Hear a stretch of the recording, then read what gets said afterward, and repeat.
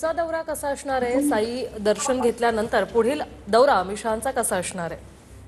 श्रुती, साईबाबांचं दर्शन झाल्यानंतर केंद्रीय गृहमंत्री अमित शहा जे आहेत ते प्रवरा नगरमध्ये येतील। त्या ठिकाणी राधाकृष्ण विखे पाटील यांचा साखर कारखान्याचं नूतनीकरण आहे। या नूतनीकरणाचा कार्यक्रम जो आहे तो असेल। त्यानंतर ते लोणी या ठिकाणी येतील। लोणी या ठिकाणी पूर्णाकृती पुतळ्याचा अनावरण सोहळा आहे, त्या ठिकाणी हजेरी लावतील। आणि त्यानंतर आपण जर पाहिलं तर एक सभा जी आहे किंवा शेतकरी मेळावा जो आहे तो बाजूला आयोजित करण्यात आलेला आहे।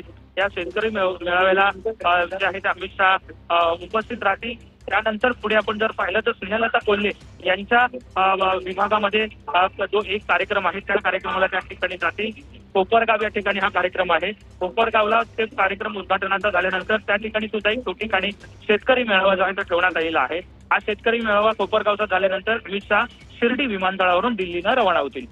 नक्कीच विनय, खरं तर स्थानिक स्वराज्य संस्थांच्या निवडणुका आता अवघ्या काही दिवसांवर आल्यात आणि अशात अमित शहा यांचा हा शिर्डी दौरा, त्यामुळे महायुतीला कुठेतरी बळ मिळतंय अशाही चर्चा आहेत। आणि जिल्ह्यात राजकारणातल्या दोन नेत्यांच्या पुनर्वसनाची देखील चर्चा जी आहे ती रंगली आहे। या संदर्भात काही माहिती?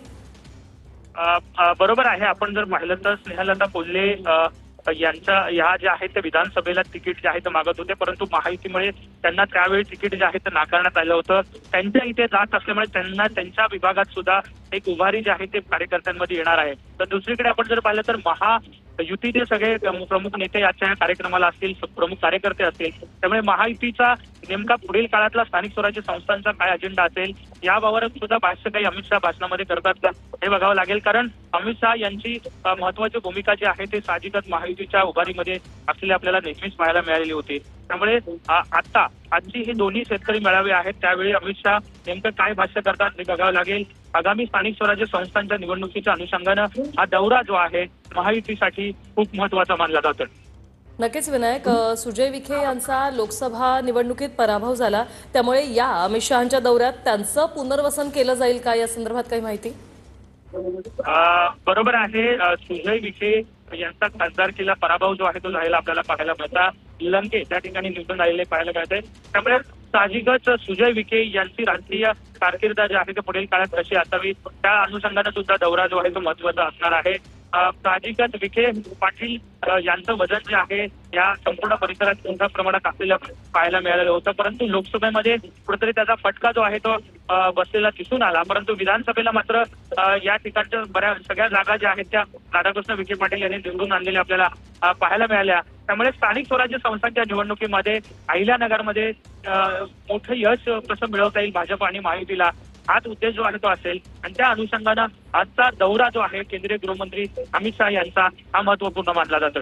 नक्कीच अमित शहा यांच्या दौऱ्याकडे सगळ्या शेतकऱ्यांचं देखील लक्ष लागलेलं आहे। विनायक, शेतकऱ्यांच्या मदतीसाठी काही घोषणा होऊ शकते का आजच्या दौऱ्यात?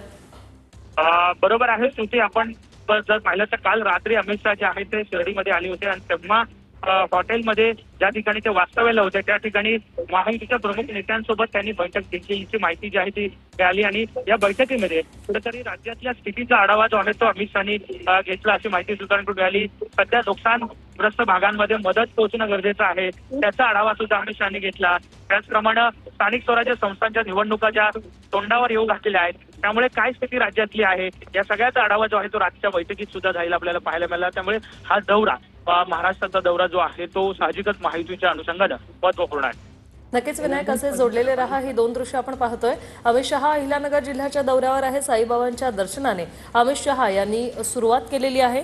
साईंचं दर्शन घेऊन सध्या ते आता पुढील दौऱ्यासाठी निघणार आहेत। पद्मश्री विठ्ठलराव विखे पाटील आणि पद्मभूषण बाळासाहेब विखे पाटील यांच्या पूर्णाकृती पुतळ्याचं अनावरण ते करतील आणि विखे कारखान्याच्या विस्तारित प्रकल्पाचा शुभारंभ देखील शहांच्या हस्ते होणार आहे आणि त्यानंतर उपस्थितांना ते संबोधित करतील।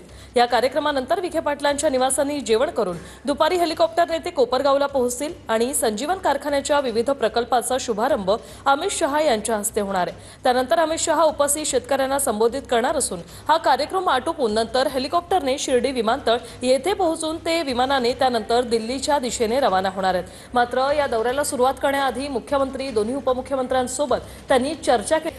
राज्यात जी काय पूरस्थिती उद्भवली होती, शेतकऱ्यांचं नुकसान झालं होतं, त्या संदर्भात देखील अमित शहा आजच्या दौऱ्यात महत्त्वाची घोषणा करणार का याकडे संपूर्ण राज्याचं लक्ष लागलंय, सर्व शेतकऱ्यांचं लक्ष लागलंय। केंद्रीय गृहमंत्री अमित शहा सध्या अहिल्यानगर दौऱ्यावर आहेत। ही दोन दृश्य आपण पाहतोय। साईबाबांच्या दर्शनाने अमित शहा यांच्याकडून दौऱ्याची सुरुवात करण्यात आलेली आहे। मनोभावे साईंची पूजा जी आहे ती अमित शहा यांच्या हस्ते सध्या होते। कोपरगावच्या अनेक कार्यक्रमांना ते उपस्थिती लावतील।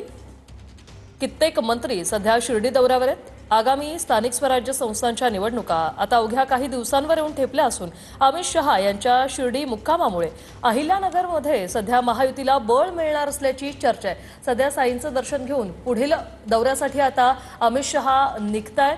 थोड्याच वेळात ते त्यांच्या उर्वरित कार्यक्रमांना देखील उपस्थिती लावणार आहेत। यानंतर ते लोणी येथे पोहोचतील आणि त्यानंतर पद्मश्री विठ्ठलराव विखे पाटील आणि पद्मभूषण बाळासाहेब विखे पाटील यांच्या पूर्णाकृती पुतळ्याचं अनावरण अमित शहा यांच्या हस्ते होणार आहे।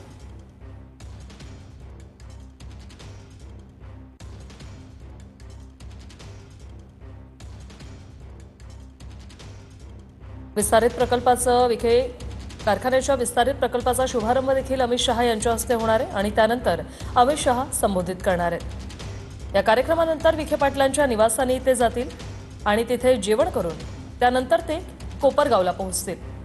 अमित शहा यांचा हा प्रस्तावित दौरा आहे आणि त्यानंतर संजीवन कारखान्याच्या विविध प्रकल्पांचा शुभारंभ त्यांच्या हस्ते होणार आहे।